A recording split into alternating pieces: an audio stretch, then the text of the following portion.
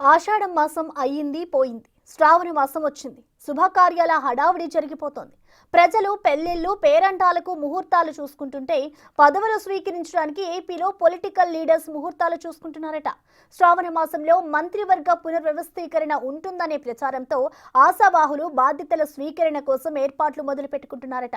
ఆ దిశగా శ్రీకాకుళం జిల్లాలో టీడీపీ ఎమ్మెల్యేలు కూన రవికుమార్, బెందాళం అశోక్ అనుచరుల ఆవిడ అయితే మామూలుగా లేదట.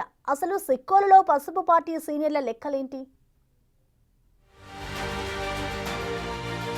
ఆంధ్రప్రదేశ్ మంత్రివర్గంలో శ్రావణ మాసం సందర్భంగా ఆగస్టు నెలలో మార్పులు చేర్పులు ఉంటాయని గత నెల రోజులకు పైగా ప్రచారం జరుగుతోంది. ఇప్పుడు ఆ ఆగస్టు రానే వచ్చింది. దీంతో ఆశావహుల కంటే నాయకుల అనుచరుల హడావిడి ఎక్కువైంది. మా నేతకు ప్రమోషన్ వస్తుందని కాలరెగరేస్తూ చెప్తున్నారు. శ్రీకాకుళం జిల్లాలో 7 ఎమ్మెల్యేలుండగా ప్రస్తుతం అచ్చెన్నాయుడు చంద్రబాబు కేబినెట్ లో వ్యవసాయ శాఖ మంత్రిగా ఉన్నారు. మిగిలిన 6 3 ఎమ్మెల్యేలు మొదటిసారి గెలిచిన వారు కాక మరో 3 సీనియర్లున్నారు. అందులో Amadalavalasa MLA Koona Ravikumar, Ichchapuram MLA Bendalam అశోక్లు మినిస్టర్ పదవి ఆశావహుల లిస్టులో ముందు కనిపిస్తారు. నిజానికి 2024 ఎన్నికల ఫలితాలు వెలువడిన వెంటనే తమ నేతలకు మంత్రి పదవి వస్తుందని 2 ఎమ్మెల్యేల అనుచరులు ప్రచారం చేసుకున్నారు. మినిస్టర్లుగా కూన రవి, బెందాళం అశోక్ పేర్లు కూడా అప్పట్లో పరిశీలనలో ఉండేవని, కానీ చివరి నిమిషంలో తప్పించారని ప్రచారం కూడా జరిగింది. అయితే కూటమి ప్రభుత్వం ఏర్పడి ఏడాది తిరిగేసరికి మళ్లీ మంత్రివర్గంలో మార్పులు చేర్పులు అంటూ జోరుగా ప్రచారం జరుగుతోంది. దీంతో మరోసారి కూన రవికుమార్, బెందాళం అశోక్ తో పాటు వారి అనుచరుల్లో కూడా ఆశలు చెగురు ఈసారి మంత్రి పదవి తమ నేతకు ఖాయమని ఎవరికి వారు ప్రచారం చేసుకుంటుండడం ఆసక్తికరంగా తయారైంది.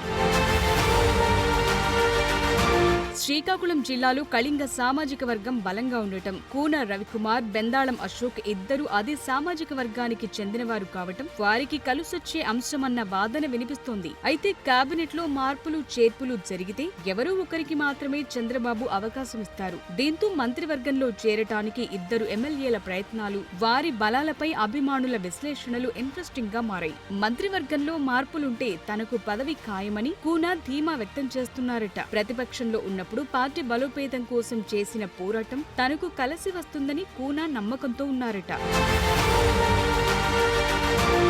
వైసీపీ హయాంలో పలు కేసుల్ని ఎదుర్కొని మరీ కూన రవికుమార్ టీడీపీ బలోపేతానికి కృషి చేశారు. అదీగాక గత ఎన్నికల్లో వైసీపీ సీనియర్ నేత, మాజీ స్పీకర్ తమ్మినేని సీతారాంను ఆమదాల వలసలో ఘోర పరాజయం పాలు చేశారు. 2014 ఎన్నికల్లోనే ఆయన తన సమీప బంధువైన తమ్మినేని సీతారాంకు చెక్ పెట్టి ఫోకస్ అయ్యారు. దానికి తోడు పార్టీ తరపున బలమైన వాయిస్ వినిపించగలరని అధిష్టానం వద్ద ఆయనకు మంచి గుర్తింపు ఉంది. ప్రస్తుతం విపక్షానికి కౌంటర్ ఇవ్వటంలో మంత్రులు విఫలమవుతున్నారని టీడీపీ అధిష్టానం అభిప్రాయపడుతుందంటున్నారు. ఆ క్రమంలో రవికుమార్ వాయిస్ ఆయనకు ప్లస్ అయ్యే అవకాశం ఉన్నప్పటికీ ఆయన పైన ఇసుక అక్రమ రవాణా ఆరోపణలు విపరీతంగా పెరుగుతుండటం నెగటివ్ అవుతోందంటున్నారు.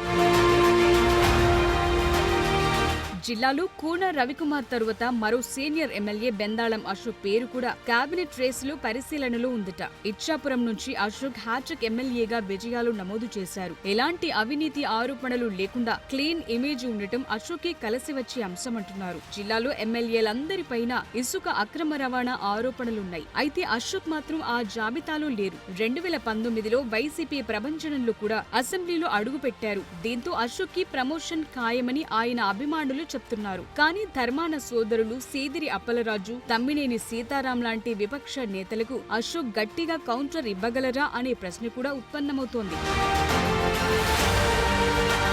కేబినెట్ లో మార్పులు చేర్పులపై అధికారిక ప్రకటన ఇంతవరకు రాలేదు. అయితే ఆశావహులు, వారి అభిమానులు మాత్రం ఆగస్టు నెల తమకు కలిసి వస్తుందని ప్రచారం చేసుకుంటూ శ్రీకాకుళం రాజకీయాల్లో హడావిడి చేస్తుండటం చర్చనీయాంశంగా మారింది.